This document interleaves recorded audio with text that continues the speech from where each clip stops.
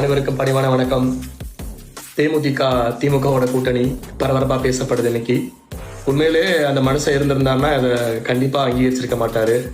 இந்த புண்ணியவா வளர்த்த கட்சி, இந்த தொண்டர்கள் பாவம், தான தர்மத்தால ஒரு மனுஷன் வளர முடியும், அழிய முடியாத பேரை சம்பாதிக்க முடியும்னு இந்த உலகத்துக்கு ப்ரூஃப் பண்ணிட்டு போன ஒரு நல்ல மனுஷன்.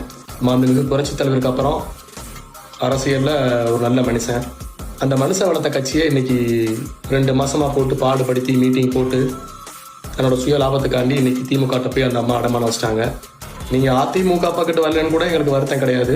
ஆனா யாரை எதிர்த்து கட்சி ஆரம்பிச்சாரோ, யாருக்காக வைராக்கியத்துல கட்சி ஆரம்பிச்சாரோ, அந்த மகாலை இடிச்சு பாத்ரூம் மாதிரி ஆக்கி சுக்குநூறு ஆக்கி அந்த மக்களை, அந்த மனுஷனை வேதனைப்படுத்தி அதுலேயே தான் பாவம் நொந்து உடம்பு முடியாம செத்தாரு. அதை நொந்து தான் குடிச்சாரு. அது ஆசாசியா அவர் கட்டின அந்த மகாலை இடிச்சு அவரை போட்டு டார்ச்சர் பண்ணி வடிவேல் ஒரு புறத்தை திட்டி எல்லாருமே கண்டமணிக்க தட்டி திமுக பேச்சாளர் சிவாஜி கிருஷ்ணமூர்த்தி திட்டினதெல்லாம் அவங்க காதல கேட்கல. அப்படித்தானே?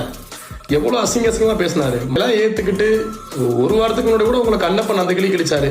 நீங்க எல்லாம் ஒரு கட்சியா 2 சைடு பேசுறீங்கன்னு. இதெல்லாம் ஏத்துக்கிட்டு எப்படி ஒரு மனசாட்சி உள்ள ஒரு தாயா இந்த பிள்ளைகளை உள்ள எடுத்து நீங்க திமுக போறீங்க சொல்லுங்க. உண்மையிலே சொல்றேன், தேமுதிக தொண்டர்கள் மாதிரி ஒரு அருமையான தொண்டர்கள் இல்லை, அற்புதமான தொண்டர்கள். தன் தலைவன் இறந்ததுக்கு அப்புறமும் தன் தலைவனுக்காக, அதாவது உங்களுக்காக யாரும் கட்சியில இல்ல, அந்த புண்ணியவா செஞ்ச தானம் தர்மம் அதுக்காக தான் அந்த கட்சியில இருக்காங்க. உங்க மூஞ்சிக்காக யாருக்காகவும் இல்லை. அந்த 2 பிள்ளைங்க விட்டு போயிருக்காரு, பாவம் அந்த பிள்ளைங்க பின்னாடி போய் நிற்போம், அந்த மனுஷனுக்கு தான் நம்ம எதுவும் செய்ய முடியலன்னு சொல்லி நிக்கிறாங்க. அதை போய் ஒட்டு மொத்தமா அவங்களோட சுய லாபத்துக்காகவும் சுய தேவைக்காகவும் நீங்களும் உங்க தம்பி வச்சிருக்கீங்களே 2 பேர் சேர்ந்து அடகு வச்சிட்டீங்க.